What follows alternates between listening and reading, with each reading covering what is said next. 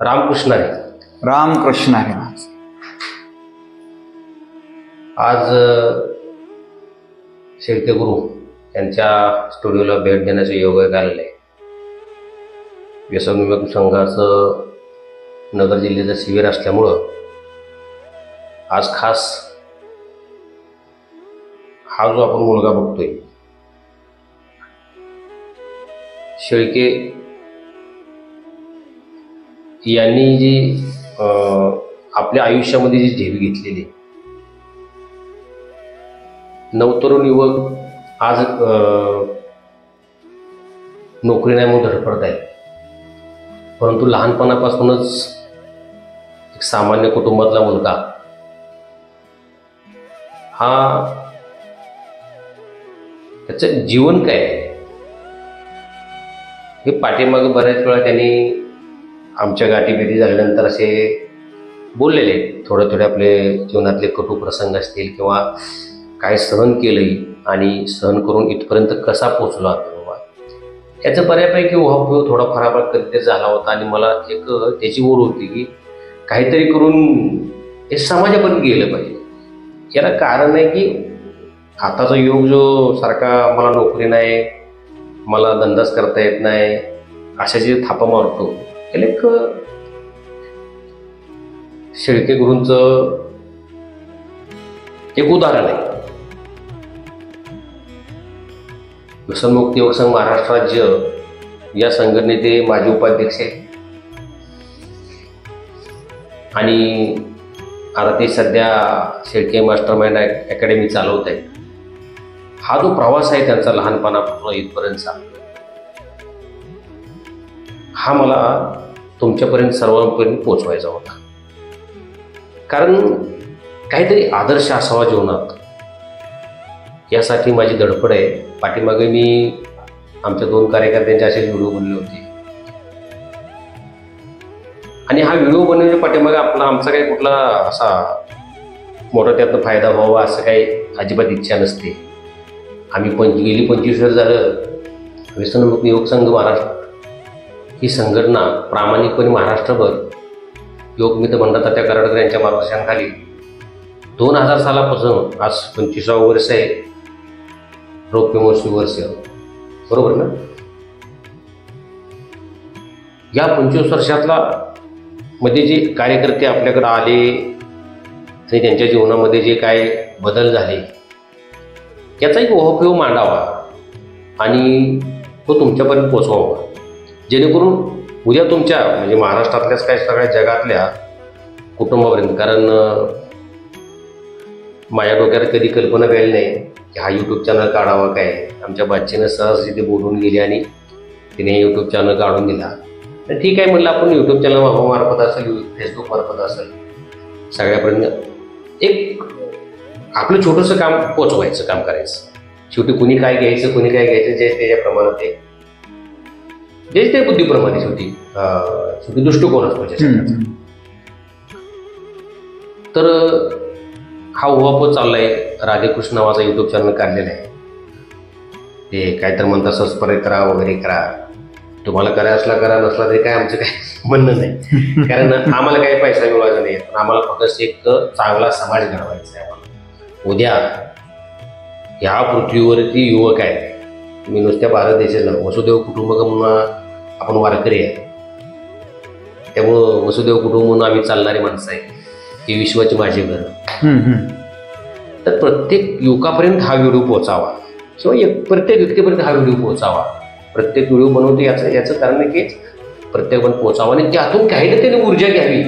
अगदी फिनिक्स पक्षासारखा एखादा पूर्णपणे जरी रसा तळाला गेला असला तरी त्याला सुद्धा वाटावं की बाबा हे पार हे करू शकतात मग मी का करू शकत नाही. एक आदर्श असे मानण्याचा माझा एक थोडासा प्रयत्न आहे आणि तो चालू केलाय. तर तो चॅनल तेवढा राधाकृष्ण नावाचा बरेचसे जे राधाकृष्ण नावाचे चॅनल आहेत ते सबस्क्राईब होत नाही काय तर म्हणतात ते ठीक आहे आपण मी लिंक पोहोचवण्याचा प्रयत्न करतो. ज्यांनी सबस्क्राईब करतील ते पाहायला मिळेल. कसं आहे एक उदाहरण सुरुवातीला मुद्दा मी घेतो की मी चॅनल मला डोक्यात वगैरे काय नव्हतं पण मी वैयक्तिक जीवन असं जगायचं ठरवलं शक्य करून नदीसारखं जीवन जगायचं. हा चॅनल सुद्धा ज्याला सबस्क्राईब नाही करा त्याला तो पाहायला मिळेल, चांगलं ते ऊर्जा घेईल. नदी कसं समजा तुम्हाला तहान लागली, नदी म्हणत नाही शेळके बाळा ये रे पाणी, थांब नाही नाही तिथंच झोप, मी तुला पाण्यानं तोंडात देते असं म्हणत नाही नदी. किंवा एखादा माठ असतो पाण्याला घरात, तो म्हणत नाही की मला तहान लागली नितीन थांब रे मी तुला, थांब तर झोप तिथंच पाणी पास. असं नसते ना, आपल्याला त्या माठापर्यंत जावं लागतं किंवा त्या नदीच्या प्रवाहापर्यंत जावं लागतं आणि मग पाणी मिळतं. पण नदीच्या प्रवाहात गेल्यानंतर तिथं मग आपण पोरवर पाणी पितो आणि आपली तहान लागते. तसं जे आपल्यापर्यंत येतील, आतापर्यंत मी बऱ्याच जणांपर्यंत जाण्याचा प्रयत्न केला, ज्यांनी घेतलं ते घेतलं, नाही घेतलं तर सोडून दिलं. पण आता ठरवलं की जे आपल्यापर्यंत येतील असे चॅनल काढून आपलं सगळं लोकांपर्यंत पोहोचवायचं, हा एक वाव आहे. तर या ठिकाणी एक प्रस्तावना मांडण्याचं कारण की हा व्हिडिओ आपल्यापर्यंत पोहोचल्यानंतर काही तुम्हाला गोष्टी समजल्या पाहिजे, हा वाव का चाललाय. या ठिकाणी आमचे संघटनेचे धडाईचे कार्यकर्ते यांना मी विनंती करणार आहे की तुमच्या लहानपणापासून अगदी तुम्हाला जसं कळतंय असं व्हिडिओ, मी गुरु का म्हणतोय ना आठवा, कारण आम्हाला सर म्हणणं आवडत नाही. म्हणजे आवडत नाही म्हणजे सर हे आपल्या हिंदू धर्मात ते बसत नाही. गुरु म्हणजे मार्गदर्शन करणारा असतो.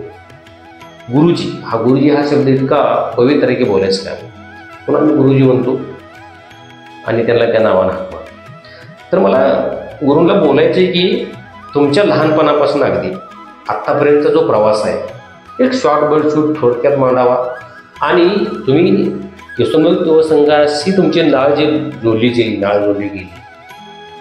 युवक मित्र बंडातात्या कराडकर त्यांचा परिस्पर्श तुम्हाला झाला आणि तुमच्या जीवनात काय बदल झाले व नक्की काय. युवक मित्र बंडातात्या कराडकर असतील किंवा संघटनेचे कार्यकर्ते असतील, अगदी बुजुर्ग कार्यकर्ते 25 वर्षाला प्रवास करतोय आपण, आपले सवंगडी सगळे.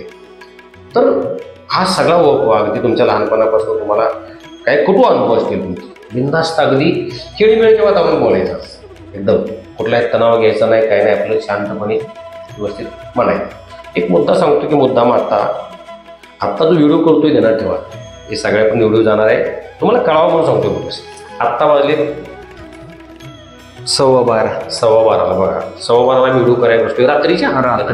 कारण आम्ही कुठं गेलो होतो तर हिवरे बाजारला गेलो, कारण उद्याला शिबिर आहे नगर जिल्ह्याचं, त्याची तयारीसाठी आम्ही तिथे गेलो होतो आणि तिथून त्या तयारीला उशीर लागल्यामुळे आम्हाला यायला उशीर झाला. उद्या वेळ नसल्यामुळं आज व्हिडिओ बनवायचा आहे, परत गुरुकुलावर मला जायचं असल्यामुळं परत वेळ मिळत नाही. खास दोन्ही कार्यक्रम एकात मी घडवून आणलेले आहेत. तर या ठिकाणी मला आल्यानंतर हा स्टुडिओ जे आहे शेळके गुरूंचा स्टुडिओ आहे, छान वाटलं. अगदी एक मुलगा अगदी दारिद्र्यातून फिनिक्स पक्षासारखी झेप कशी मारतो, एक उदाहरण आहे.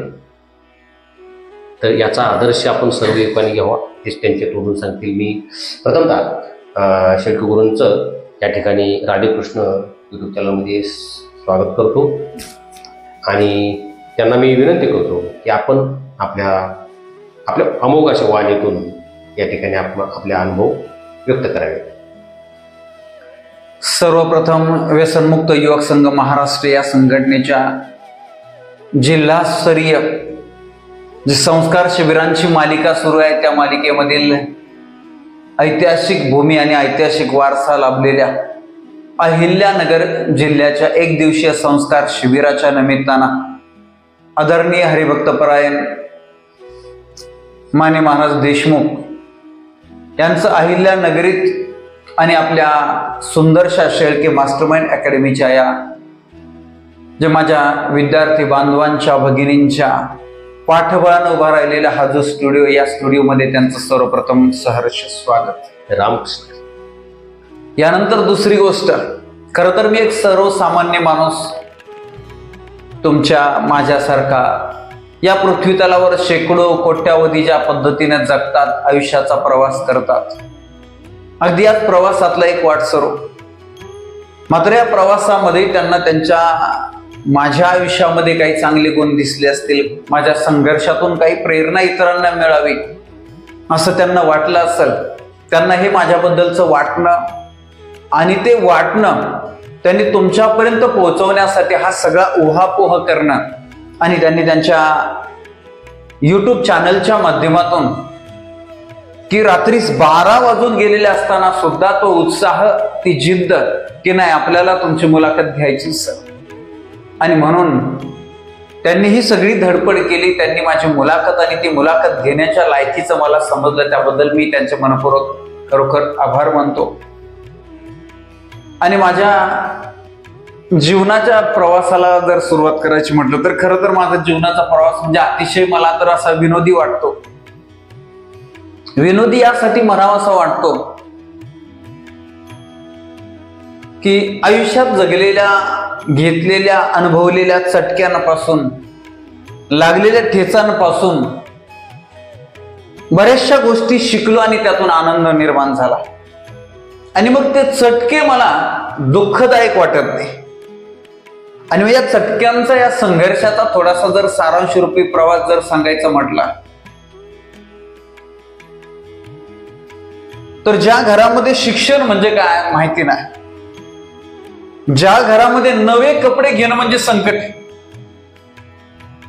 नवी एखादी वस्तू घ्यायची म्हणजे ज्या घरामध्ये अडचण वाटायची, संकट वाटायचं, अगदी एक दिवाळी सारखा आनंदाचा हिंदू संस्कृतीतला सर्वात मोठा सण जेव्हा येतो तेव्हा त्या घरामध्ये वाद सुरू होतो की नवे कपडे, फटाकडे किंवा काय जे आणायचं असेल ते आपण आणू शकणार नाही. मग त्या घरातल्या लहानग्यांनी हट्ट करायचा. मोठ्यांच्या बाबतीत मोठ्यांना मात्र ती क्षमता नसायची, पैसे नसायचे. आणि अशा अत्यंत हलाखीच्या परिस्थितीमध्ये, शिक्षणाचं कसलंही महत्व नसलेल्या परिस्थितीमध्ये अशा कुटुंबामध्ये खऱ्या अर्थानं जन्म झाला. परंतु एका दृष्टिकोनातून महाराज, की जनरल माणसाच्या दृष्टिकोनातून ती घरामध्ये 18 दारिद्र्य होतं ही एक बाजू आहे, घरामध्ये शिक्षणाची कसलीच पार्श्वभूमी नाही ही एक बाजू आहे. मात्र माझ्या दृष्टिकोनातून त्या घरामध्ये एक वेगळ्या प्रकारचं विद्यापीठ मला दिसला. खरं तर आजही अनेक जण म्हणतात की माझ्या आईला, वडिलांना किंवा घरातल्या कुणालाही की काहीतरी मोठं करावं, काहीतरी मोठं शिकावं असं कुणालाच वाटत नव्हतं. अर्थात ते मलाही का वाटावं, परंतु याच्या पाठीमाग एक अदृश्य स्वरूपात एक महान विद्यापीठ कार्यरत होतं. ते ज्याला दिसलं त्या विद्यापीठातून तो माणूस शिकू शकतो. म्हणजे काय तर अगदी इयत्ता 4थी पासून आमच्या घरी गाया, जनावर, म्हशी असायच्या. मग त्या गाया म्हशींना चारा विकत कुठला आणायचा नाही. आमच्या शेतामध्ये पाणी नसल्या कारणानं शेतामध्ये पावसाळ्यात काय थोडंफार चारा येईल त्याच्या व्यतिरिक्त मग हा चारा आणायचा कुठून. तर आम्हाला इयत्ता 4थी पासून मला चांगला आठवतंय महाराज की पहाटे 5-5:30 ला उठायचं. पहाटे 5-5:30 ला शार्प उठावंच लागायचं. उठावं का, उशीर झाल्यानंतर, चांगला उजेड पडल्यानंतर कुणाच्या ज्वारी मधलं, कुणाच्या राखलेल्या बांधावरचं गवत कापून आणायचं. दिवसा मालक बघायचा आणि चोप द्यायचा. आणि म्हणून पहाटे 5-4:30 ला जर उठून अंधाराचं जर एखाद्याचा शेलका राखलेला बांध जर कापायला मिळालं तर आमची चांदीच, म्हणजे आम्हाला तो दिवस आनंदाचा वाटायचा. आणि म्हणून ते गवत कापण्यासाठी का होईना आम्हाला अतिशय बालपणापासून आयुष्यात पहाटे लवकर उठायची हे जे संस्कार लागले. एका बाजूला कोणी म्हणून दारिद्र्य कुटुंब आहे, मात्र संस्काराचं ते विद्यापीठ मला दिसलं. मग जेव्हा आम्ही गवताचे भारे डोक्यावर घेऊन, ते गाठोडे ओझे डोक्यावर घेऊन 2-3 किलोमीटर वरून माझा छोटासा भाऊ, ज्याचं डॉक्युमेंटला नाव सुनील आहे मात्र किरण नावानेच गावात फेमस, आम्ही दोघं ते गाठोडी घेऊन यायचो. तेव्हा आमच्या वर्गातल्या मुलींचे आई वडील म्हणायचे, तो आत्ताशी उठलाय ते बघ गवताचे गाठोडी घेऊन आले. पुन्हा दुसरा संस्कार समाजाच्या माध्यमातून आमच्यात झाला, कळत नकळत झाला की असं जगणं हे समाज आदर्श मानतोय. खरं तर अलीकडच्या काळामध्ये दुर्व्यवहारी, दुराचारी, व्यसनी हिरो हिरोईन जे आदर्श समाजाचे झाले आणि म्हणून समाजच भरकटायला लागला. दुर्दैव आहे, दुर्दैव. मात्र आत्ताच्या काळामध्ये आमच्या बालपणामध्ये असं नव्हतं. असा संघर्षमय जीवन जगणारे, कष्ट करणारे, काम करणारे, आई वडिलांना मदत करणाऱ्या लोकांना आदर्श मानलं जायचं. मग तो गरीब घरातला असू द्या, तो कोणत्या जातीतला असू द्या, कोणत्या धर्मातला असू द्या, याला व्हॅल्यू नव्हतं. जातीभेद, धर्मभेद हे खरं तर सुशिक्षित लोकांमध्ये अलीकडच्या काळामध्ये हे भेद जास्त रुजवले मला असं वाटतं. बरं, गवताचा सीजन वर्षभर नसायचं महाराज. हा पावसाळ्यात, हिवाळ्यात असायचं. उन्हाळ्यात काय करायचं? आमचं गाव आणि आमचा जवळपास नगर जिल्हा हा दुष्काळी आहे, अवर्षणग्रस्त. मग आम्हाला उन्हाळ्यामध्ये रोजगार हमीचे कामं सुरू व्हायचे. मग रोजगार हमीच्या कामाला सुद्धा शाळा भरायच्या अगोदर पहाटे उठून जायचं. आई त्या चिंध्यांची अशी चुंबळ शिवलेली असायची की ते चुंबळ डोक्यावर ठेवल्यानंतर ती पडायची नाही ना, अशी बांधायची. मला चांगला. आणि मग ते छोटे छोटे घमेले असायचे. 4वी 5वीच्या मुलांची ताकद किती असायची, ते छोटे छोटे घमेले घेऊन पळायचे. आमच्या वयाचे त्या नाल्यावर, त्या रोजगार हमीला फार कमी मुलं असायची. मुली तर नसायची, पण मुलंही फार कमी असायची. मग आम्ही लहान वय असल्या कारणाने एक गोष्ट व्हायची की तो जो मुकादम असायचा नाला बर्डिंगवर, तो आम्हाला सवलत द्यायचा. फार टोकावर येऊन घमेले टाकण्यापेक्षा चला मध्ये टाक, आम्ही मध्ये मध्ये टाकून पळायचो बी. आम्हाला फार काही तो कडक नियम लावायचा नाही. किती साली? माझा जन्म आहे 19 डिसेंबर 1981 चा. 81चा जन्म. म्हणजे आणि अगदी 10 वर्षापासूनचा हा दिनक्रम सुरू झाला. पहाटे उठायचं, गवत कापायचं. हा, तर गवताचा सीझन संपला की उन्हाळ्यामध्ये रोजगार हमीची कामं असायची. रोजगार हमीची कामही काही वर्षभर किंवा तेवढं उन्हाळाभर नसायची. मग उन्हाळ्याच्या सुट्टीमध्ये आम्हाला पुन्हा आमच्या वावराला, आमच्या शेताला नाव आहे रुताडी. ते रुताडी यासाठी की त्या जमिनीमध्ये इतके दगड की संपायचेच नाही. आम्ही जर एक दगड अवजाराला लागला, तो काढायला गेलो तर तो दगड घरा एवढा असायचा. मग तो उकरून काढण्यापेक्षा तो तसाच ठेवायचा किंवा मग फोडायचा, असं का. मग त्या उन्हाळ्याच्या सीझन मध्ये आम्हाला त्या दगडानं रात्रंदिवस त्याच्याशिवाय खेळायचे, तो फोडायचा आणि त्या दगडानं आम्हाला कणखर बनवलं. आज आमच्या गावातले लोक आमच्या जमिनीला, आमच्या शेताला आम्ही रुताडीच म्हणतो. तर जे जे आयुष्यामध्ये आलं ते त्यातून चांगल्या गोष्टी शिकण्याचा प्रयत्न किंवा परमेश्वरानं ती संधी दिली चांगल्या शिकण्याचा, आणि तो प्रवास सुरू झाला. कधी कधी आम्हाला वाटायचं परमेश्वराने इतकं 18-20 दारिद्र्य दिलं, आपल्यावरच का अन्याय केला, आपल्याच आयुष्यामध्ये एवढे संकट का, आपल्याच आयुष्यामध्ये एवढे दुःख का. पण खरं तर इतक्या तात्विक लेव्हलला त्या वयामध्ये काही इतकं सुचायचं नाही. फक्त कधी कधी तरी वाटायचं, दुःख वाटायचं. त्यावेळेस जवळपास सगळेच लोक सर्वसामान्य जीवन जगत होते, ऐशो आरामाचं जीवन. अगदी गावामध्ये 4-2 लोकांकडे सायकली होत्या, एखाद्या लोकांकडे 2 व्हीलर आणि एखाद्या माणसाकडे 4 व्हीलर, अशी परिस्थिती होती. 4 व्हीलर तर नव्हती बी त्यावेळेस आमच्या गावामध्ये, अशी परिस्थिती. सगळीकडे परिस्थिती. मग 10वी पर्यंत शिक्षण गावातच झालं. सुदैवानं प्राथमिक शाळेमध्ये आम्हाला चांगले शिक्षक लाभले की आम्हाला जे दारिद्र्यामुळे कष्ट करावं लागत होता, त्या कष्टाबरोबरच त्यांनी आमच्यावर शाळेमध्ये अतिशय चांगले शैक्षणिक संस्कार रुजवले. त्याचा फायदा आम्हाला असा झाला की घरी असताना पण आणि शाळेमध्ये असताना पण चांगलं वागायची सवय पालकांनी पण आणि शिक्षकांनी पण रुजवली. त्याच्यानंतर 8वी, 9वी, 10वीचा हा जो प्रवास आहे, काम तर अजूनच वाढले. शनिवार रविवारी तर आम्हाला गुराकडे जावं लागायचं. जवळपास माझ्या वयाच्या सगळ्यांच्याच भारतभर, महाराष्ट्रभरातल्या मुलांना जनावरं सांभाळायला, गुरु वळायला जावं लागायचं. आणि मग 10वीचा पेपर उद्या आहे तरी बी आज जर रविवार असेल, शनिवार असेल तर जनावर घेऊन जायचे. मग हातामध्ये पुस्तक, वही घेऊन जायचं आणि ते वाचत, तशा प्रकारचा अभ्यास केला. खरं तर परिस्थिती माणसाला काहीतरी घडवण्यासाठी माणसाच्या आयुष्यामध्ये संकट, अडचणी, दुःख पाठवते, असं मला बऱ्याच वेळा जाणवलं.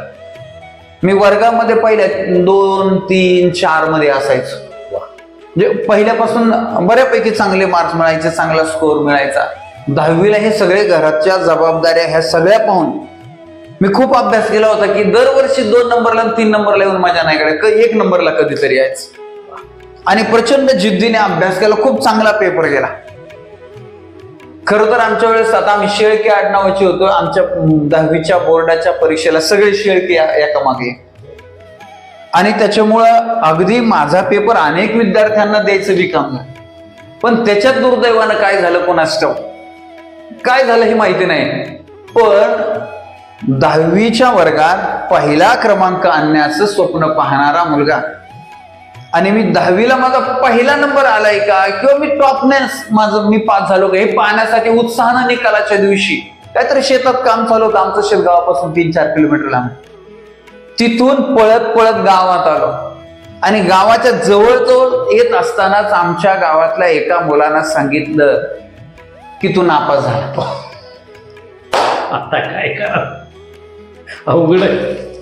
नापास झाला. पहिल्याच ऐकलं, मला ते खरं नाही वाटलं. एकदा त्यानं सांगितलं की त्याच्यानंतर दुसरं आहे. सगळ्या गावालाच आश्चर्य होतं की मारुती नापास झाला. आणि मग 2-3 जण प्रत्येकाच्या तोंडून तेच होतं की तू नापास झालाय. आणि मग मी शाळेत गेलोच नाही, शाळेकडे निकाल आणायला गेलोच नाही. शाळेकडून एक रस्ता होता डाव्या बाजूने आमच्या घरी जायला, एक दुसरा उजव्या बाजूने. उजव्या बाजूच्या रस्त्याने घरी गेलो. घरी गेल्यानंतर आता नापास झालं म्हटल्यानंतर कोणाचा सपोर्ट नसतो, तिथं मारच असतो. मला माराची भीती नव्हती, कारण आई वडिलांनी, विशेषतः वडील आमचे इतके कडक स्वभावाचे होते की आमच्या जनावरांवर, बैलांवर इतकं प्रेम करायचे की त्याला मारते म्हणून भरोसा नाही. पण आमचं जर काही चुकलं तर काठी दगड कशाने मारायचे त्याचा काही भरोसा नाही, इतक्या कडक. परंतु तरी मला त्या मारायचं दुःख वाईट झालंच नाही. मला चांगलं तो प्रसंग आठवतोय की ते जुन्या पद्धतीचे दरवाजे होते आमचे, लाकडाचे एवढे एवढे जाड ते दरवाजे लावले, अशी मोठी आगळ असायची ती लावली, कडी लावली आणि आता रडत बसलो. रडत त्याच्यासाठी की 1 नंबर यायचं स्वप्न पाहत असताना डायरेक्ट तू नापास झाला म्हणजे आयुष्यातला फार मोठा धक्का होता. की मग मी विचार, माझ्याच आयुष्यामध्ये का दुःख, अगदी आत्महत्येचे पण विचार तिथे येत होते. पण 10वी पर्यंत येईपर्यंत जेवढा काय माझा 10 अगोदरचे 6 असे 16 वर्ष त्या आयुष्यामध्ये प्रचंड गरिबीमुळे संघर्ष आला. मला वाटतं 12वी पर्यंत, 12वी किंवा FY SY सुरू असेपर्यंत आमच्या शेजारी एक राजू गोरे नावाचे एक दुकानदार राहायचे. आमचे वडील त्यांच्याकडे पैसे द्यायचे कपडे आणायला. मला 8 वर्षातून एकदाच कपडे असायचे. आणि ते व्यक्ती, त्यांना माहिती असायचं की यांना एकदम स्वस्तातले आणायचे. आम्हाला ते हातगाडीवरून कपडे आणायचे. आम्हाला काय कळायचं नाही, आम्ही कधी नगरच पाहिलेलं, नगर माहितीच नाही. तर वर्षातून एकदा जे कपडे यायचे ते बी हातगाडीवरूनच यायचे. त्याच्यामुळे ह्या सगळ्या इतक्या चटक्याने भाजून निघालेलो होतो, इतकं सहन करायचे. आणि त्या सगळ्या चटक्यांमुळं, दुःखामुळं, संकटामुळं, अडचणीमुळं मी त्या 10वी नापासाचं अपयश पचवू शकलो. म्हणजे मी आत्महत्या केली की पास होईल का नापास होईल अशी ज्याची भीती आहे ना, तो नापास झाला त्याला इतका नाही धक्का पडायचा. पण मी जे वर्गात 1 नंबर यायचं स्वप्न पाहणार, मी डायरेक्ट नापास झालो. सगळ्या शाळेला, सगळ्या गावाला धक्का होता. आमच्या सगळ्या नातेवाईकांना बी धक्का होता. म्हणजे मला 10वीला खूप चांगला स्कोर येणार आहे हे माझ्या मोठ्या बहिणीच्या घरच्यांना माहिती होतं, लग्न झालेलं होतं. आमच्या ऐपत नाही त्यांना माहिती होतं. 280 रुपये त्यावेळेस लागले होते. 280 रुपयाची सायकल त्यांनी मला 11वीला आम्ही आमच्या शेजारच्या गावात जावं लागणार म्हणून निकाल लागायच्या अगोदरच सायकल आणून दिलेली होती. दुसरी गोष्ट की 10वीची परीक्षा झाल्यानंतर महाराज की उन्हाळ्यात काय करायचं, आपल्याला 11वी 12वीला बाहेरच्या गावात जायचं म्हणजे थोडेफार पैसे लागणार आहेत. म्हणून आम्ही रांजणगाव MIDC ला कामाला आलो.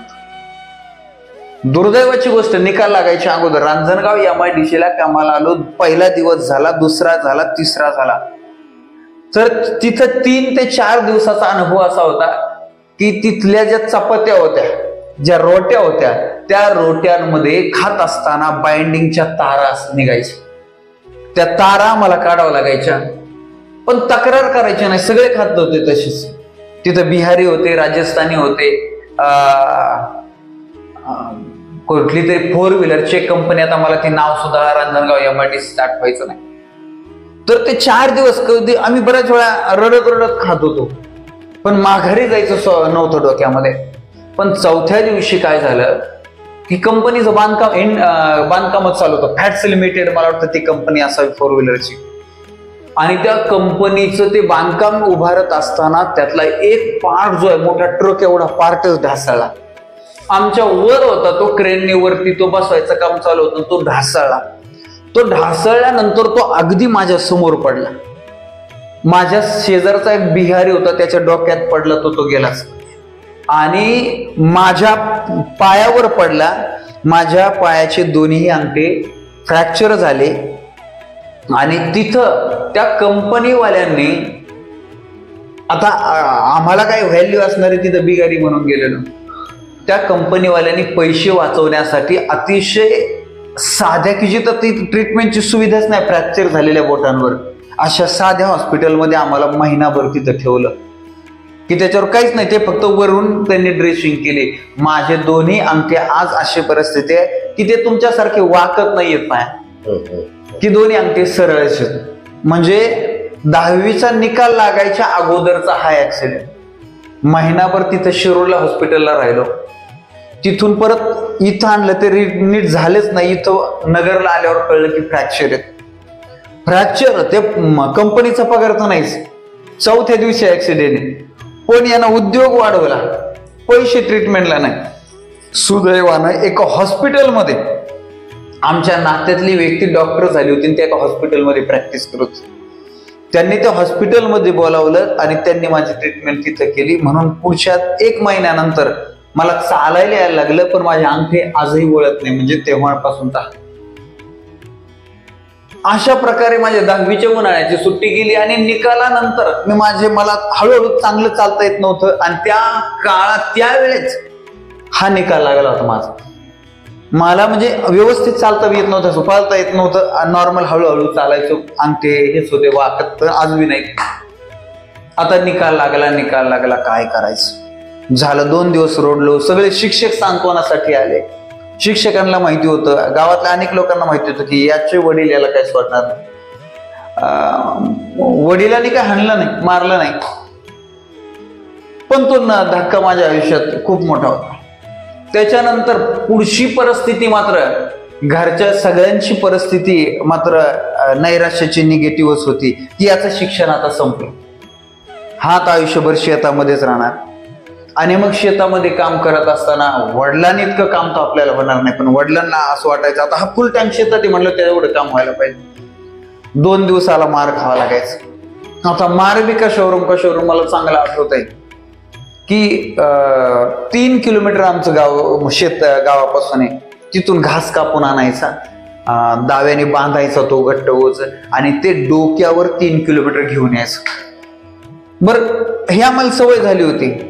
तर त्यात गंमत काय झाली की मी दररोजचं घासाचं ते लाकडी मण्याचं दाव असायचं, ते मी ते मणी पाहिलंच नाही. मी आपलं ते फक्त ती रस्सी पाहिली आणि ते उचललं घेऊन गेलो. घास कापला, अरे मग बांधताना लक्षात आलं मण्याचं नाही, जाऊ द्या, मलाच न्यायचं होतं, मलाच बांधायचं होतं. मी त्या दुसऱ्या रस्सीत बांधलं, माझं मी उचललं, घरी घेऊन आलो. पण घरी आल्यानंतर वडिलांनी पाहिलं की याने रस्सी दुसऱ्या रस्सी, याला कळत नव्हतं का घासाची रस्सी. आता ते काय जनावर खाणार नव्हते का, काहीच फरक नव्हता पडणार. पण आमच्या वडिलांची स्वभाव इतका कडक होता की त्याच दाव्याने इतकं चोप दिला. आणि मग मला मात्र काही सहन झाला नाही. एक तर ते दुःख होतं 10वी नापास झाल्याचं की आता काय करायला पाहिजे. रोज आत्महत्येचे विचारायचे, रोज. मग मी रुसून पळून गेलो घर सोडून. 10वी नापास झाल्यानंतरच रुसून पळून गेल्यानंतर जायचं कुठं आपण. मला शेजारचं गाव माहिती नव्हतं, शेजारच्या गावात आपण कधी गेलेलो नाही, जग माहितीच नाही. तर आमच्या शेजारी आंबिलवाडी नावाचं गाव आहे. आंबिलवाडी आणि गुणवडी ह्या 2 गावाच्या शिवेवर आसपास 1 किलोमीटर दिवसा बी कुत्रं फिरत नाही. म्हणजे तो सगळा भाग पडीक भाग आहे. आत्ता बघायचं झालं एवढ्या ह्याच्यात, किंवा लोक यायला लागले, पण त्यावेळेस कोणीच राहत नव्हतं. मग अशा ठिकाणी दिवसभर मी राहिलो. पण आता रात्रीचं काय, तिथं लांडगी होते, कोल्हे होते, मला माहिती, कारण आमचं शेत त्याच भागात होतं. मग मी लिंबाच्या मोठ्या एका झाडावर गेलो. रात्रीचं 10 वाजेपर्यंत रडत होतो. वरून उडी टाकून मरावं का काय असं वाटत होतं. पण नाही, आत्महत्या की झाली नाही, केली नाही. 1 रात्र गेली. मला अशी अपेक्षा होती की दुसऱ्या दिवस किंवा रात्रभर माझे घरचे शोधतील, सगळे पाहुणे रावळ्यांकडे माहिती जाईल. पण गमतीचा भाग असा की माझ्या वडिलांचं कामात इतकं असायचं, त्यांना कामाशिवाय काही सुचायचंच नाही. की त्यावेळेस खत वाहत होते, आमच्या बैलगाडीने खत व्हायचं गावातून मळ्यात. तर त्यांनी शेजारच्याला सुद्धा विचारलेलं नाही की आमचा मुलगा कुठे गेला. दुसरा दिवस झाला, मी दिवसभर इकडे तिकडे फिरायचो. शेतामध्ये जुन्या भेंडीचे झाडं असायचे, टोमॅटोचे, वांग्याचे, ते कच्चेच खायचे आणि दिवसभर तसंच राहायचं. आंघोळ नाही, काय नाही, काय नाही. 4 दिवस मी रात्रभर झाडावर राहत होतो त्या लिंबाच्या, आणि दिवसभर फिरायचो तेवढ्याच्या. 5व्या दिवशी मात्र मलाच काही सहन व्हायला, मला कर्मना. शेवटी आयुष्यभर घरच्यांबरोबर कशी राहिलेलो. पण मन मानायचं की रुसून आलोय तर मी घरी कसं जाऊ होऊन परत. तर मी चुलत्यांकडे गेलो. चुलते शेतात राहत होते ना, आम्ही गावातच राहत होतो त्यावेळेस. चुलत्यांकडे गेलो, 1 दिवस राहिले. मला माझ्या मनाचं समाधान म्हणून थांब त्याच्याकडे बघतोच. माझे चुलते मोठे आहेत आणि वडील लहान. बघतोच मी त्याला. असंच मला थोडं बरं वाटलं की सांत्वन केलं. वडील चुलते थोडेसे गावातल्या समाजकारणात, राजकारणात असल्यामुळे त्यांना ती स्ट्रॅटेजी होती. आमचे वडील मात्र कशातच नसायचे, काम एक काम.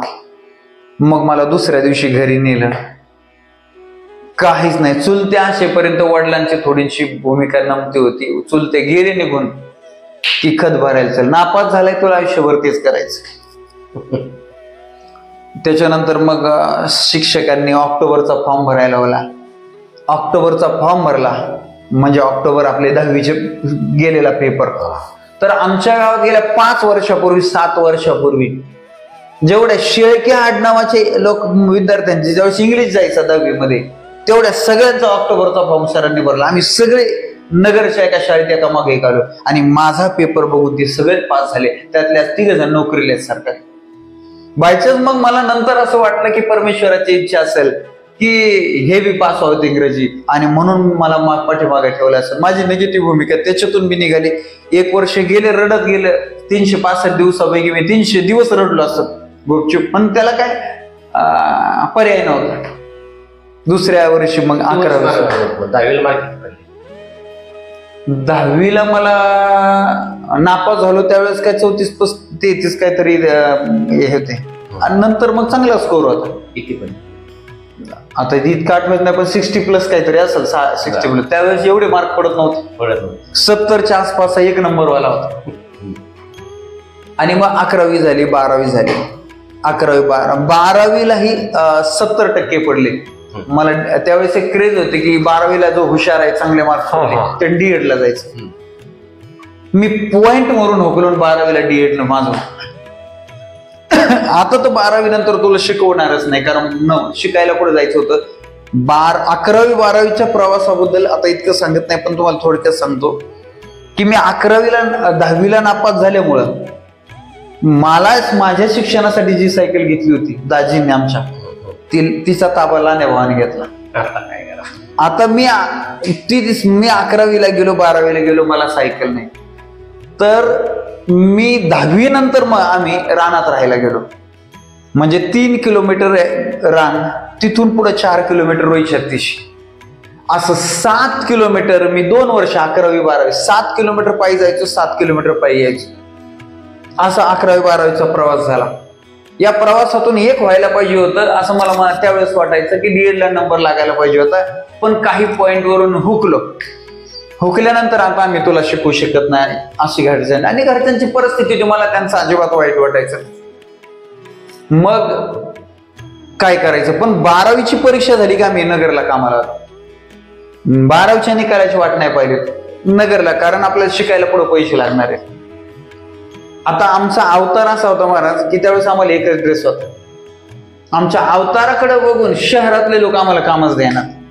मग आम्हाला पहिलं काम कुठे मिळालं, चितळे नगरमध्ये चितळे रोड नावाचा फेमस रोड आहे, सगळ्यांना माहिती आहे नगरकरांना. त्या चितळे रोड मध्ये पॉप्युलर पावभाजी नावाचे त्यावेळेसचे नगरसेवक होते झिंजे साहेब, आजही मोठं हॉटेल आहे. त्या हॉटेलमध्ये आम्हाला काम मिळालं. पण काम काय, वेटर नाही, आम्हाला पाठीमाग त्या त्यांचं पावभाजीचं फार चालायचं रात्री 12-1 वाजेपर्यंत. तर तवे घासायला आम्ही होतो, मी आणि माझा एक मित्र. तर 4 महिने आम्ही ते तवे घासायला तिथं होतो. तरी हे तवे घासायचे एवढे मोठे तवे असायचे ते, तर हे आमचे इथले सगळे कातडीच नव्हते, जखमा झाल्या आहेत. आणि आता त्यांना काय घेणं, त्यांना आपण पगार देतो म्हणलं, त्यांनी एवढं काम केलं, हा झाला की तो तवा, तो झाला की तो भांड. मग त्याच्यानंतर थोडं थोडं त्यांनी एक मालकापर्यंत तक्रारी गेल्याच नाही बऱ्याच. मालकाने पाहिल्यानंतर मग आता आम्हाला थोडस कळायला लागलं होतं, तर मग वेटर काम केलं. म्हणजे ज्या हॉटेलमध्ये मी 4 महिने तवा घासायचं काम केलं, त्याच्यानंतर वेटर काम केलं, आज त्या हॉटेलचे मालक आजही आहेत. त्या हॉटेलमध्ये गेल्यानंतर अगदी आदरानं आम्ही त्यावेळेस खोटं नाव सांगितलं, शंकर माझं नाव सांगितलं. जर कधी पळून जायची वेळ आली किंवा काय आपल्याला फार नसायचं, ते मला शंकर म्हणायचे. नंतर आता सर म्हणतात, ते अजूनही आदरानं आणि अतिशय प्रेमानं आपुलकीने गेल्यावर बोलत. मग हॉटेलचं काम सोडल्यानंतर मेडिकलमध्ये कामाला. मेडिकलमध्ये गावाकडच्या माणसाला त्या मेडिकलचं इंग्रजी काय कळायचं. आताची पोरं हुशार आहे, आताची इंग्रजी त्यावेळेची परिस्थिती. मेडिकलमध्ये आम्हाला मेडिकलचं कामच नव्हतं. मेडिकलवाले मोठे आसामी होते, श्रीमंत लोक, त्यांच्या घरी कुत्रे होते. सकाळी कुत्रे फिरवायचे, आठवड्यातून एकदा धुवायचे, तिथली फरशी पुसायची. आणि त्यांची मोठी एजन्सी होती, जिल्हाभर ते मटेरियल पार्सल करायचे. मग ते बॉक्स घेऊन, ते टेम्पो घेऊन बाहेर फिरायचं. असं काम कधी 12वीचा निकाल लागेपर्यंत. आता 12वीचा निकाल लागला, मग काय करायचं, घरचे म्हणजे शिकवणार नाही, म्हणलं आम्ही आमचं काम करून शिकू. पुन्हा नगरला येणं झालं. नगरला येत असताना परिस्थिती महाराज अशी होती की आम्ही 3 जण होतो असे, की आमच्याकडे 12 रुपये त्यावेळेस खर्च होते, पैसेच नव्हते खर्चीला. आम्ही 3 जण चौथ्याची सायकल घेऊन टिबल नगरला आलो. 28 किलोमीटर आमचं गाव आहे. त्यावेळेसचे रस्ते बी असले भंगार रस्ते होते. आल्यानंतर रूम भाड्याची पंचायत होती. गावातल्या मित्रांच्या रूमवर राहायचं ठरलं 1 महिनाभर पगार होईपर्यंत. पण रूम मालक तर राहून देणार नाही. मग काय करायचं, दिवसभर काम करायचं, रात्रीचं 10 वाजेपर्यंत इकडे तिकडे फिरायचं. रात्रीचं 10 वाजता मालक झोपला की त्या रूम मध्ये जायचं, पहाटे उठायचं, आंघोळ करायचं, ते मालक उठायच्या अगोदर रूम सोडायची. असा 1 महिनाभराचा प्रवास झाल्यानंतर आमचा पगार झाला. मग आम्ही रूम घेतली. रूम बी एकदम साधी, कारण तेवढ्या पगारामध्ये मग आम्हाला अगोदर 800 रुपये पगार होता, त्याच्यानंतर 1200 रुपये पगार होता. चष्म्याच्या दुकानात काम केलं, कपड्याच्या दुकानात काम केलं. कपड्याच्या दुकानात काम करत असताना मात्र एक शिंदी माणूस होता. मोठ्या एजन्सीच्या दुकानात काम करत असताना त्यानं मला सांगितलं की तू गावाकडे 1 दिवस जातो, तुझ्या गावाकडच्या लोकांना तू कपडे विक जर घेत असतील तर. आणि मग मी थोडे थोडे आपले 6 बनियन, असे टोप्या, हिवाळा आला तर स्वेटर असं घेऊन यायचो. आणि लोक गरिबी या सहानुभूतीने घ्यायची. आणि इतरांपेक्षा मी डायरेक्ट एजन्सीतून आणायचो ना, त्याच्यामुळे इतरांपेक्षा रेट कमी असायचे, त्यांना बी दिसायचं. थोडे वेगळ्या वेगळ्या स्टाईलचे आणायचो. मग मी पटवायला लागलो लोकांना. मग ते कपड्यात मग मी सायकलवर फिरून विकायला लागलो. हे करता करता मी शेतामध्ये, मी कुणाचं पाहिलं होतं मला आठवत नाही, पण मी रताळे लावले. रताळे लावल्यानंतर एकादशीच्या दिवशी, गुरुवारच्या दिवशी, शनिवारच्या दिवशी, अशा आठवड्याचे 2-3 दिवस मी ते रताळे आदल्या दिवशी 5 वाजता आईला बरोबर घ्यायचो आणि ते उकरायचं, धुवायचे. आणि ते दुसऱ्या दिवशी सकाळी सायकलला दोन्ही बाजूने पेटारे बांधायचे, ते त्याच्यात टाकायचे. इकडून 30 किलो भरायचे, इकडून 30 किलो, ते 50-60 किलोचे पेटारे मी शेजारच्या गावात रुई 36 मध्ये विकायला जायचो. आजही रुईतल्या बहुतांशी बाया मला रताळ्यावाला म्हणून ओळखतात. म्हणजे गमतीचा भाग मला सांगतो की त्याच रुई 36 मध्ये जेव्हा माझे लग्न जमलं, त्यावेळेस रुई 36च्या मला ओळखणाऱ्या बाया माझ्या बायकोला विचारायच्या की तुला त्या रताळ्यावाल्याला दिला काय. तर माझ्या बायकोला ते कमीपणा वाटायचं. बायको म्हणायचं नाही त्या रताळ्यावाला नाही, दुसरा आहे. म्हणजे आता 4-5 वर्षापूर्वी कोरोनाच्या अगोदर रुई 36 मध्ये शिवजयंतीचं व्याख्यान होतं. त्या व्याख्यानाला स्टेजवर जात असताना एक बाई खालून हाका मारते, रताळ्यावाल्या व्याख्याने तू कुठं वर निघालास. तर म्हणजे रुई 36 मध्ये माझ्या सासरवाडीत मी रताळ्यावाला म्हणून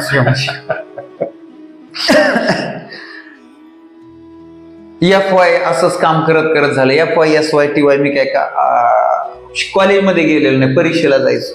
पार्ट टाइम जॉब चालू होता, कुठे चष्मा दुकानात, कुठं काय सायकलवर. मग हळूहळू पगारापेक्षा कपडे विकण्यातून जास्त पैसे मिळाले. कुठल्या साईडला ऍडमिशन घेतली? FYBA बी. आता गंमत काय सांगायलाच कोण नव्हतं की 11वी सायन्स बियन्स असतं, जवळ शाळा आहे रोहित 36 वाजता शाळेत जायचं.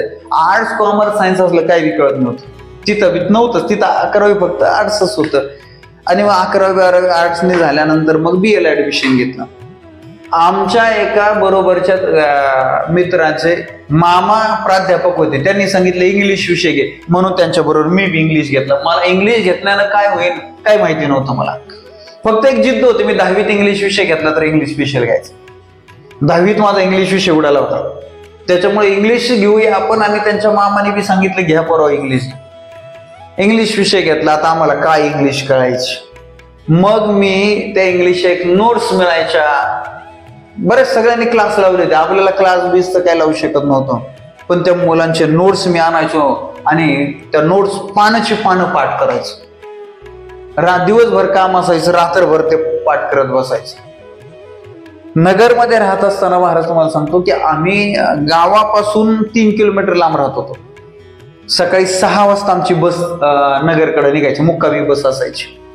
कधी कधी ड्रायव्हर 5:45 निघायची. काही मध्ये त्यांना नाश्ता करायचा असेल तर 15 मिनिट. तर आमचा 6 महिने डबा तो हुकायचा. 6 महिन्यात डबा आम्हाला यायचा. मग उरलेल्या 6 महिन्यात ज्या दिवशी डबा हुकन त्या दिवशी काय करायचो आम्ही, की आम्हाला स्वयंपाक येत नव्हता. माझा एक मित्र होता, त्याला थोडासा यायचा. आम्ही भात शिजवायचो.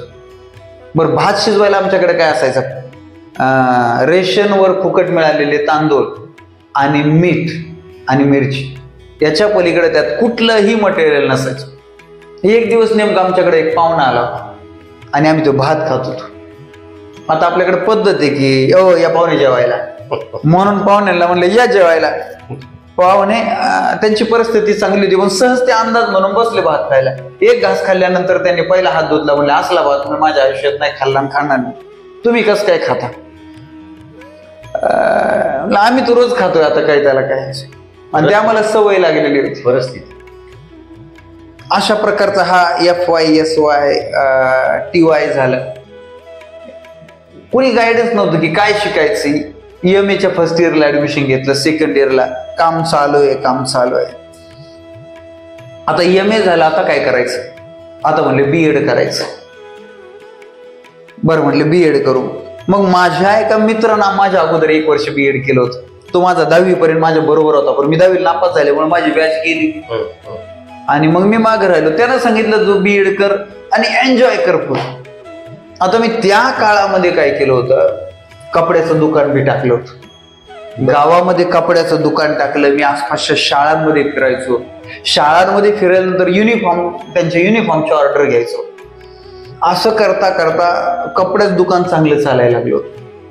कपड्याचं दुकान. मग माझं BEd ला नंबर लागला. मी BEd ला त्यावेळेस CET असायची, अभ्यासाची सवय होती, कामाची सवय होती. मी BEd च्या CET मध्ये माझ्या विषयात मी त्यावेळेस राज्यात पहिला होतो. त्याच्यामुळं पाहिजे त्या कॉलेजमध्ये नंबर लागत होता, नगरमध्ये तर नगरमध्ये.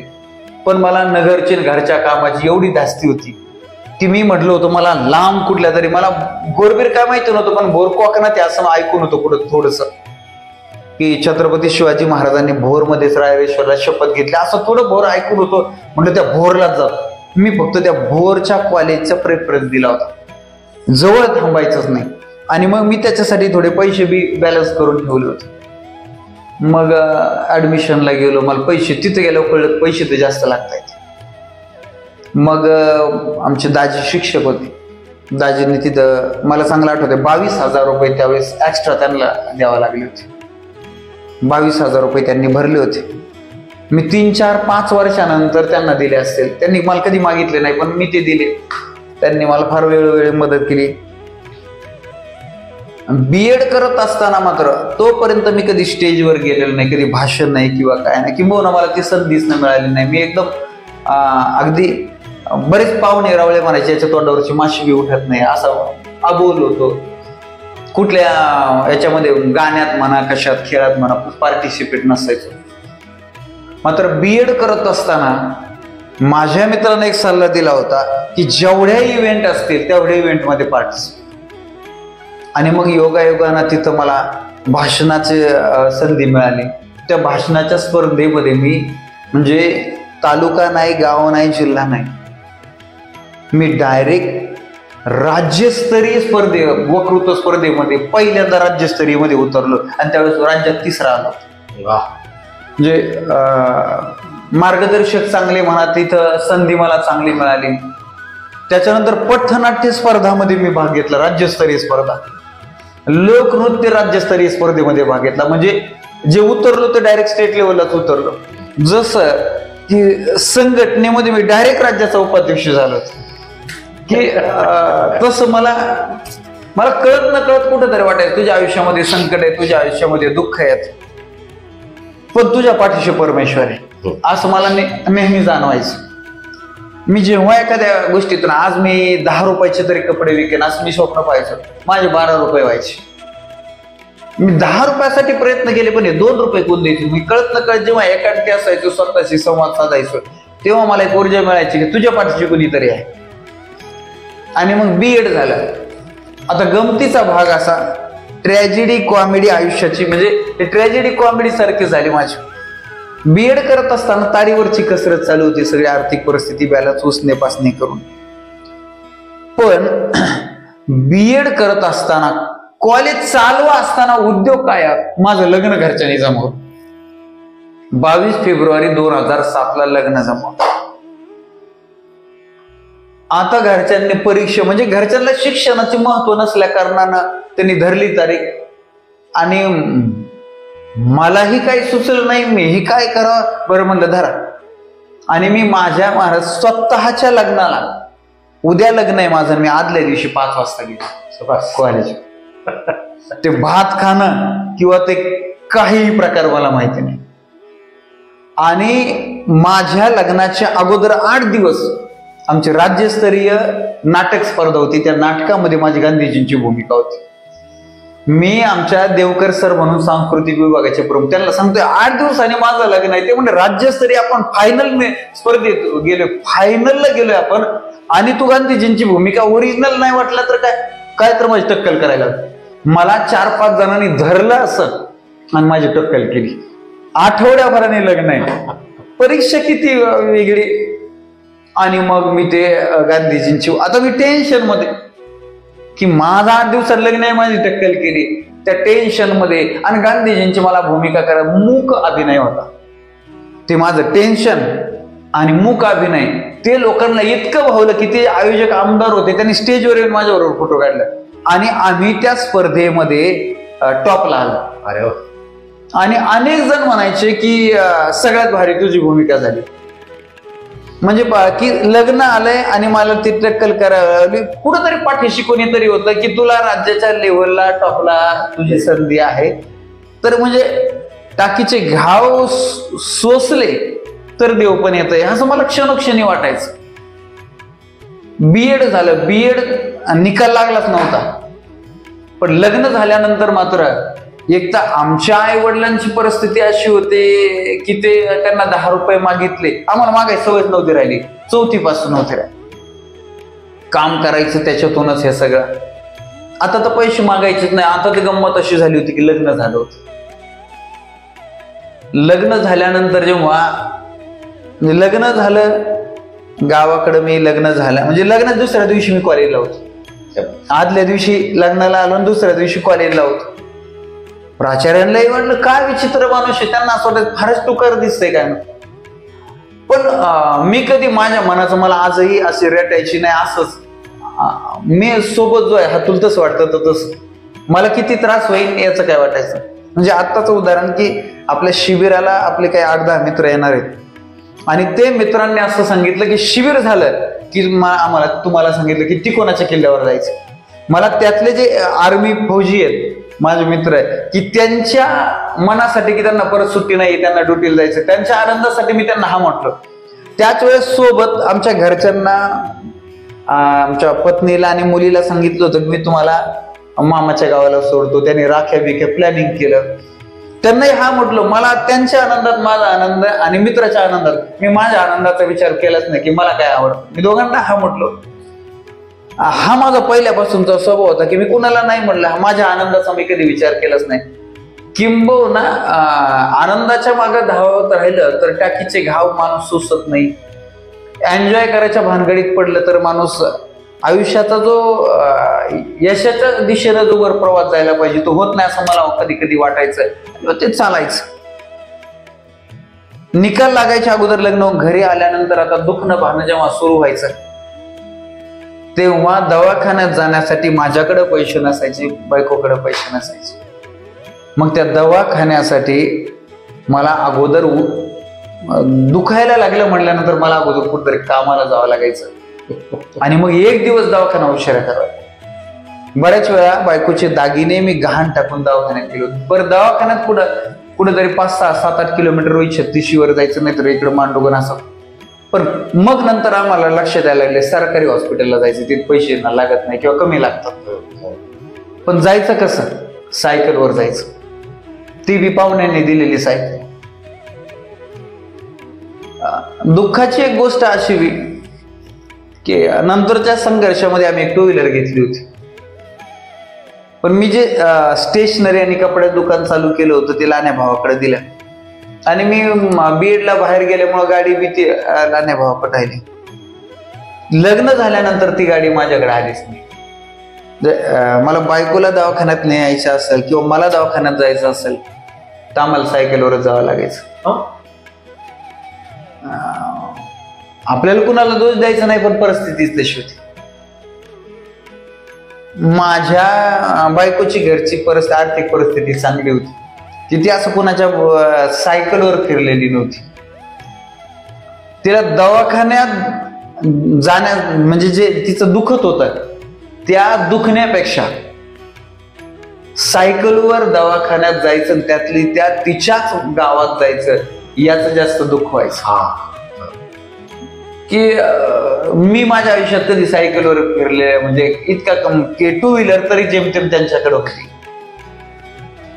मग फारच चटके बसायला लागले की काय करायला पाहिजे. मग म्हटलं काहीतरी उद्योग सुरू करू, व्यवसाय सुरू. म्हणजे त्यावेळेस इतकं काम करायचो की आम्ही आमच्या गावात एक तलाव होता, त्या तलावाचा गाळ शेतकऱ्यांनी टाकलेलं होतं. ते गाळाचे ढीग होते, ते पांगायला जेव्हा जायचे पसरायला तर 10 रुपये एक ढीग असायचे, एक ट्रॅक्टर पूर्ण 10 रुपयाला. तर आमचे मित्र आम्ही कामाला जेव्हा जायचो तर ते 5-6 ढीग ते दिवसभराचे करायचे, 50-60 रुपये रोज मिळायचे. पण मी 10-11-12 ढीग पागवायचो. फक्त मला की पैसेच नसायचे खर्चायला, तर काय करणार. सण वार उत्सवाला मी बायकोला कधीही साडी किंवा काय घेतलीच नाही सुरुवातीचा टाका. मग मी बायकोचे दागिने गहाण टाकले आणि माझ्या एका मित्राबरोबर, तो तर 3री शिकलेला का 4थी शिकलेला, त्याचा विषय पोल्ट्री फार्म सुरू केला. पोल्ट्री फार्म म्हणजे आता जसे शेड आहेत भारी भारी तसे पोल्ट्री फार्म नाही. तर आम्ही लाकडं तोडले, छप्पर आहे ना, छप्पर उभा केला. त्या छपरात माझ्या मित्राच्या मामाचं पोल्ट्रीचं ते लहान पिलांचं होतं, ते त्यांच्याकडून पिलं आणले, दागिने घाण टाकले ना त्याच्यातून. आणि मग ते पिलं लहानपणी आणल्यानंतर त्यांना हिट लागते. आम्ही थंडीतच आणले होते. तर हिट काय, माठ अर्धे फोडले आम्ही आणि त्या माठात रात्रभर आम्ही ते जाळ करत राहायचो. एकदा तर रात्रभर त्या माठाशी बसायचं, स्वप्न डुकली लागली, त्या माठालाच हात लागला, ते पडलं, फुटलं, माठ फुटला आणि खाली गावंडा टाकलेला होता ते गव्हाचा, तर तेच पेटलं. कसं बस ते विजवलं, वरच्या परत अजून थोडं वाटलं असतं तर ते बीस गेलं असतं. आम्ही राहत बीस छपरातच होतो सुरुवातीला. त्या छपराची गंमत अशी झाली की आमच्याकडे भाची, म्हणजे परिस्थिती अशी असताना त्यावेळेचे लोकांचे मन किती मोठं होतं, आमच्याकडे शिकायला भाची होती. त्या भाचीकडून अभ्यास करता करता एकदा छपराला चिमणीवर अभ्यास करायचा, चिमणी लाईट नव्हती तर ती छपरच जळून गेले होते एकदा. आमच्या फक्त अंगावरच्या कपड्यानिशी, रात्रीचं अंगावरच्या कपड्यानिशीच फक्त आम्ही राहिलो होतो, बाकी काहीच नव्हतं राहिलं. दुसऱ्या दिवशी पाहुणे रावळे आले आणि त्यांनी परत झाडं बिडं तोडले, परत ते छप्पर उभं करून दिलं. म्हणतात ना, देव जर म्हणजे काय रुसला तर इतका रुसतो आपल्यावर की लयच परीक्षा बघतो. हा तसेच अनुभव आले. शेवटच्या म्हणजे आपला धीरच राहत नाही शेवटी अशा कंडिशनला तुम्ही गेला त्या टायमाला. म्हणजे एकदा सप्पर झालेलं याचा विशेष नाही महाराज. त्याच्या दुसऱ्या महिन्यात वावटळ आली. त्या वावटळीत आमचं शपर सोडून गेलं. शेजारी पाजारी आणि गावातले काही लोकांनी पुन्हा सहानुभूतीनं पुन्हा 5-25 लोक एकत्र आले, पुन्हा झाडं तोडली. एकाच दिवसात आमचं सफर पुन्हा उडून गेलं, उभा करून दिला. गमतीचा भाग असं की त्याच्यानंतर 2च महिन्यांनी मोठ्याल्या त्या कठाळीत बैल सोडलेले असतात, त्या बैलांची झुंज लागली आणि ते आमच्या सफरात शिरली. ते सगळं सफर मोडून टाकलं.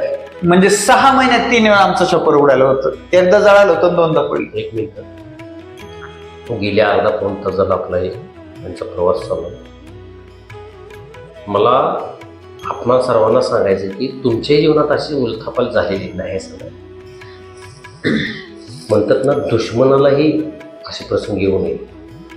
आज त्यांच्या आतून काय वेदना आहे ते तुमच्या माझ्या लक्षात येणार नाही.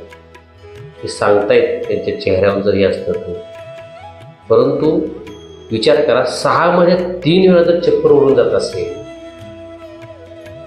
काही वेळेस आमच्या संघटनेच्या कार्यकर्त्यांना एवढी संकट आली, मी सुद्धा थक्क होतो काही वेळेस बघून की काय काय भानगड आहे. तर हे ज्याच्या त्याच्या कर्माचे भोग असतात, त्याला काय पर्याय नाही.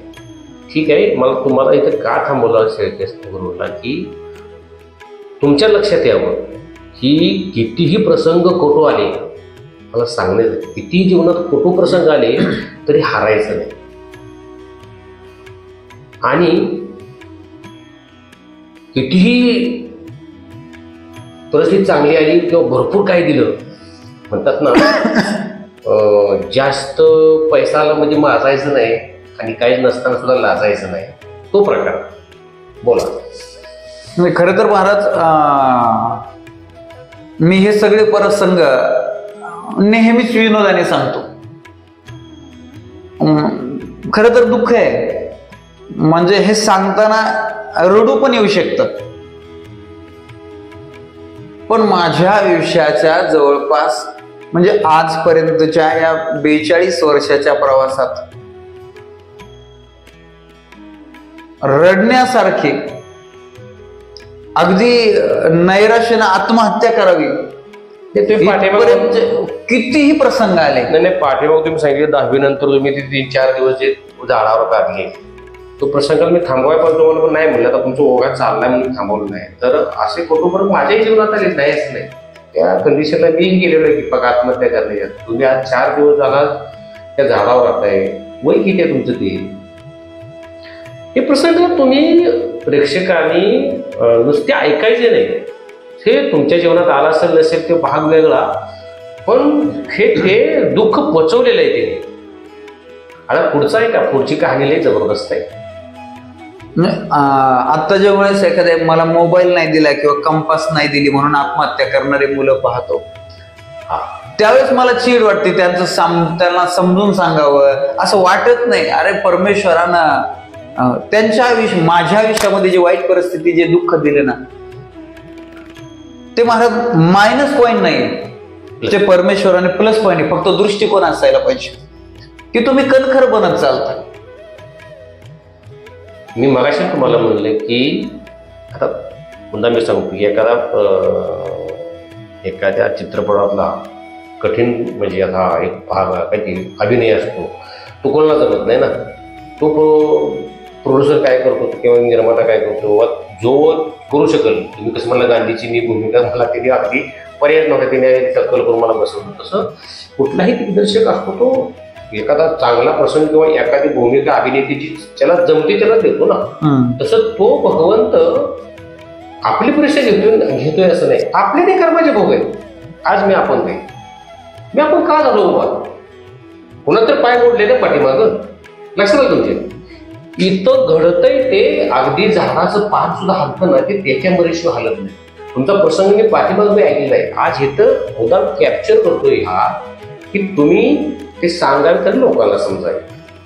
ठीक आहे, आपण नंतर मी अजून बोलतो. तुम्ही तुमचं खुद आहे. पोल्ट्री सुरू केली. पोल्ट्री सुरू केल्यानंतर आम्ही काय केलं की मधला जो व्यापारी असायचा तो व्यापारी जास्त पैसे खायचा, आम्ही तसं नाही केलं. मी गाडीवर सायकलवर कोंबडे घेऊन जायचो आणि हॉटेल ढाब्यावर विकायचो.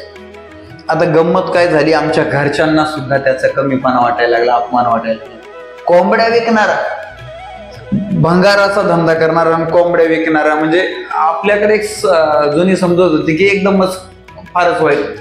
पाहुण्या रावळ्यांना ज्यांना कळायचं त्यांना लाज वाटायची, आमच्या सासरवाडीत लाज वाटायची, माझ्या बायकोला बी लाज वाटायची किंबहुना. पोल्ट्रीचं पण, पोल्ट्रीमध्ये आम्ही खूप चांगलं, म्हणजे त्यावेळेस आम्हाला 1500, म्हणजे ज्यावेळेस मला 1200-2000 पर्यंत पगार झाला होता दुकानात, त्यावेळेस मग आम्ही त्या पोल्ट्रीतून 15-16 हजार रुपये महिना कमवायला लागलो आणि ते खूप चांगला सेट झाला. आणि मग मला नगरला यायचं होतं, मग मी ते दुसरा जो पार्टनर होता त्याला ते दिलं, म्हणलं तू चालव. त्यानं काही दिवस चालवलं, पण त्याची इतकी स्ट्रगलिंगची मानसिकता नसल्यामुळे त्यानं त्यानंतर बंद केलं. पोल्ट्री बंद केल्यानंतर मग नगरमध्ये आलो, क्लास सुरू केले. म्हणजे माझा बीएडचा निकाल लागला. बीएडचा निकाल लागल्यानंतर क्लास सुरू केले. बरं, ह्या क्लास सुरू करत असताना नेमकं बीएडच्या काळामध्ये, नाव सांगत नाही, पण महाराष्ट्रातल्या एका मोठ्या पुढाऱ्याच्या हस्ते माझा एका ह्या राज्यस्तरीय ज्या स्पर्धा झाल्या होत्या त्यात माझा सत्कार झाला. सत्कार होत असताना त्यांनी मला माझा अभिनय वगैरे, जे आयोजक होते त्यांना सांगितलं होतं, त्यांचे कार्यकर्ते, ते आमदार होते, आणि त्यांनी माझ्या खांद्यावर. रामकृष्ण हरी व्यसनमुक्त युवक संघ महाराष्ट्र राज्य या संघटनेचे माजी उपाध्यक्ष माननीय शेळके गुरु यांच्या जे जीवनाचा ओहापोह आहे किंवा या जीवनाची यांची स्टोरी आहे, ही आपण आतापर्यंत गेला 1 तास आपण बऱ्यापैकी ऐकलेली आहे. आणि इथून पुढचा अजून 1 तासाचा, सव्वा तासाचा व्हिडिओ आपण नंतर प्रदर्शित करणार आहोत. कारण हा व्हिडिओ जास्त मोठा झाल्यामुळे आपण हा या ठिकाणी थोडासा कट करून नंतर राहिलेला भाग, आपण दुसरा भाग काही दिवसातच आपण प्रदर्शित करू. या जीवनातील, या शेळके गुरूंच्या जीवनातील जी दर्दनाक कहाणी आहे आपण बऱ्यापैकी ऐकलेली आहे. इथून पुढं अजून बऱ्याचशी गोष्टी हे आपल्या वाणीतून स्पष्ट करणार आहेत. तरी पुढचा भाग पाहायला विसरू नका. आणि हा यूट्यूब चॅनल राधेकृष्ण सबस्क्राईब करा, त्याचं बेल आयकन बटन दाबा आणि सर्वांपर्यंत हा यूट्यूब चॅनल कसा पोहोचेल याचा प्रयत्न करा. अशा अनेक मुलाखती आपण इथून पुढच्या काळामध्ये करणार आहोत. कारण समाजापर्यंत जर एखाद्या व्यक्तीची सत्य परिस्थिती गेली तर त्याला एक ऊर्जा मिळते. हा आपला खरा रूप आहे. हा एक छोटासा प्रयत्न माझा चाललेला आहे. तर आपण साथ द्याचाल आणि याचा आपल्या जीवनात उपयोग होईल. रामकृष्ण हरी.